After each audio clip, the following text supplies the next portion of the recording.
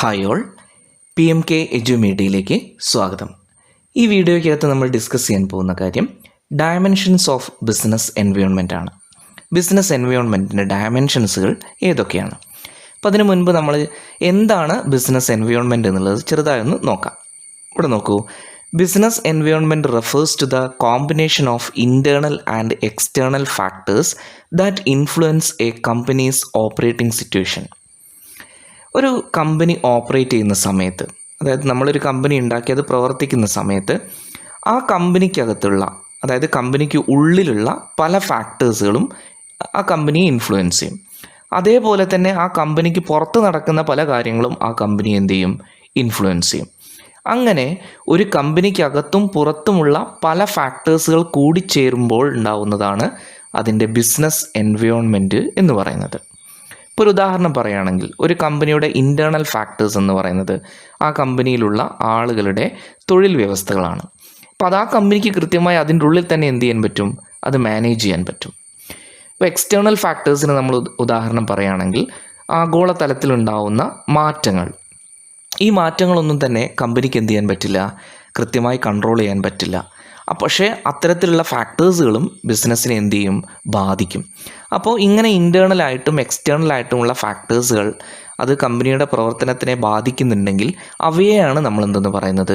Business environment എന്ന് പറയുന്നത്. അതിൻ്റെ നമ്മുടെ ബിസിനസ്സിൻ്റെ ചുറ്റുപാടുമുള്ള പല കാര്യങ്ങൾ അതിനെ ബാധിക്കുന്നുണ്ടെങ്കിൽ അവയെല്ലാം നമ്മൾ പറയുന്നതാണ് ബിസിനസ് എൻവയോൺമെൻറ്റ് എന്നുള്ളത്. ഇനി നമുക്ക് നോക്കാം എന്തെല്ലാം ഡയമെൻഷൻസുകളാണ് ബിസിനസ് എൻവയോൺമെൻറ്റിനുള്ളത്. ഇനി നമുക്ക് ഡയമെൻഷൻസ് ഓഫ് ബിസിനസ് എൻവയോൺമെൻറ്റിനെ കുറിച്ച് പഠിക്കാം. The business environment can be divided into several key dimensions: economic, political, social, technological, legal and environmental. Business എൻവയോൺമെൻറ്റിനെ നമുക്ക് സെവറൽ ഡയമെൻഷൻസ് ആയിട്ട് പറയാം. എക്കണോമിക് ഉണ്ട്, പൊളിറ്റിക്കൽ ഉണ്ട്, സോഷ്യൽ ഉണ്ട്, ടെക്നോളജിക്കൽ ഉണ്ട്, ലീഗൽ ഉണ്ട്. അങ്ങനെയുള്ള കുറേ കീ ഡയമെൻഷൻസുകൾ കൂടി ചേർന്നാണ് ബിസിനസ് എൻവയോൺമെൻറ്റ് എന്ന് പറയുന്നത്. അപ്പോൾ നമുക്കിവ ഓരോന്നും സെപ്പറേറ്റ് തന്നെ പഠിക്കാം. ആദ്യത്തേതാണ് എക്കണോമിക് എൻവയോൺമെൻറ്റ്. എക്കണോമിക് എൻവയോൺമെൻറ്റ് എന്ന് പറഞ്ഞിട്ടുണ്ടെങ്കിൽ നമ്മുടെ എക്കണോമിക് സിസ്റ്റം, സമ്പദ് വ്യവസ്ഥയുമായി വരുന്ന കുറേ കാര്യങ്ങൾ ഉൾപ്പെടുന്നതാണ് എക്കണോമിക് എൻവയോൺമെൻറ്റ് എന്ന് പറയുന്നത്. അപ്പോൾ അതിലിവിടെ കൊടുത്തു നോക്കൂ. ഒന്ന് എക്കണോമിക് പോളിസീസുകളാണ്. That means physical and monetary policies affecting business.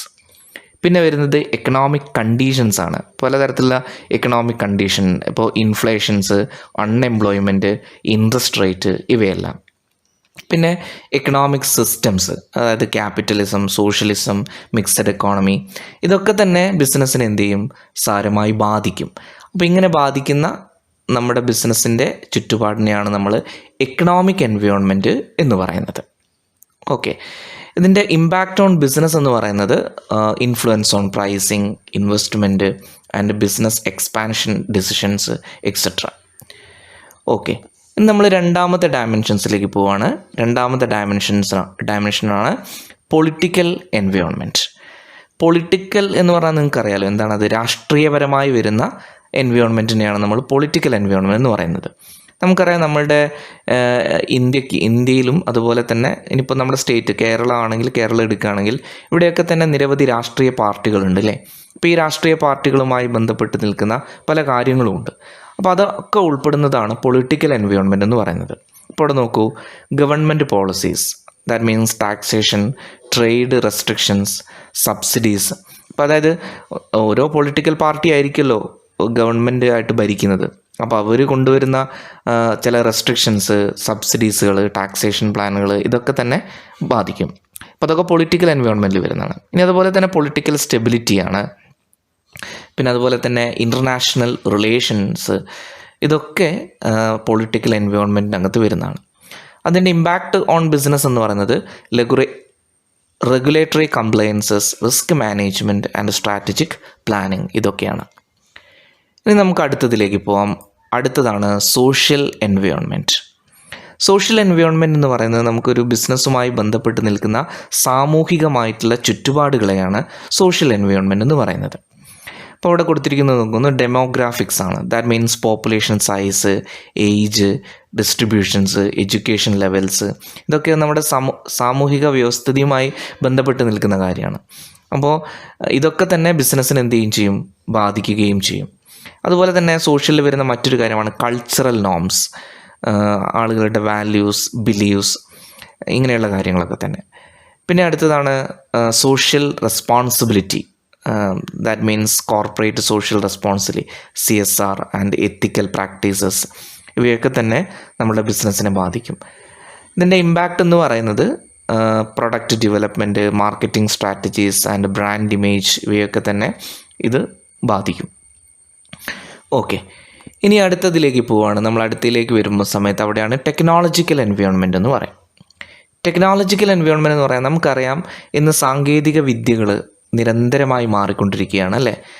നമുക്കറിയാം, നമ്മൾ പണ്ട് ഉപയോഗിച്ചിരുന്ന ഫോണുകളല്ല നമ്മൾ ഇന്ന് ഉപയോഗിക്കുന്നത്. ഒരു 1 ഇയറിൻ്റെ ഉള്ളിൽ തന്നെ ഫോണുകൾക്കിടയിൽ ഒരുപാട് മാറ്റങ്ങൾ വന്നിട്ടുണ്ട് അല്ലേ.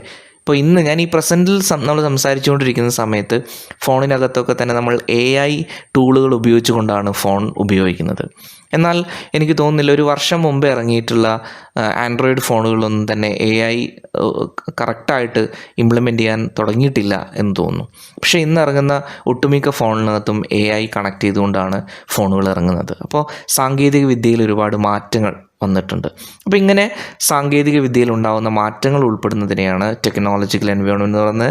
അതിൽ ഒരു കാര്യം നോക്കുക, ഒന്ന് ഇന്നവേഷനാണ്. Innovation means impact on technological advancement on ഇൻഡസ്ട്രിയിലേക്ക് പുതിയ സാങ്കേതിക വിദ്യകൾ വരിക. പിന്നെ റിസർച്ച് ആൻഡ് ഡെവലപ്മെൻറ്റ്, R&D എന്നിട്ടത് അങ്ങനെയാണ് കേട്ടോ. Importance of research and development in maintaining competitiveness, അതായത് നമ്മളുടെ മത്സരാത്മകതയെ നമ്മൾ നേരിടുന്നതിന് വേണ്ടിയിട്ട് പലതരത്തിലുള്ള റിസർച്ചുകളും ഡെവലപ്മെൻറ്റ്സുകളും ഒക്കെ നടത്തുക.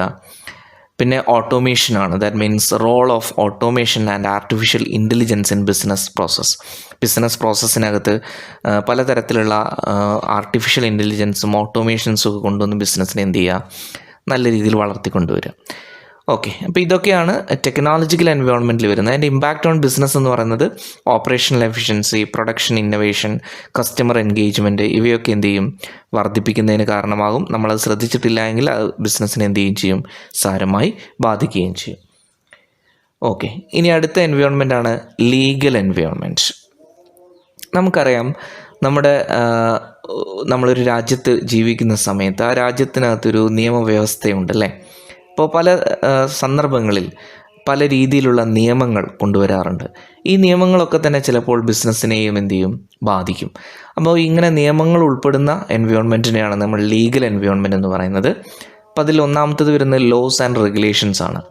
പലതരത്തിലുള്ള ലേബർ ലോസുകൾ, എൻവയോൺമെൻറ്റൽ റെഗുലേഷൻസുകൾ, കസ്റ്റമർ പ്രൊട്ടക്ഷൻ ലോസുകൾ, ഇതൊക്കെ തന്നെ സാരമായി എന്ത് ചെയ്യും, ബിസിനസ്സിനെ ബാധിക്കും. ഇപ്പോൾ ലേബർ ലോ എന്ന് പറയുന്നൊരു തൊഴിലാളി നിയമങ്ങൾ വരുന്ന സമയത്ത് സർക്കാർ പ്രഖ്യാപിക്കുകയാണ് എല്ലാ തൊഴിലാളികൾക്കും ഒരു നിശ്ചിത സംഖ്യയിൽ കൂടുതൽ സാലറി കൊടുക്കണം എന്ന് പറയുമ്പോൾ ചിലപ്പോൾ ചെറുകിട സ്ഥാപനങ്ങൾക്കൊന്നും ഇത് കൊടുക്കാൻ പറ്റിക്കൊള്ളുന്നില്ല.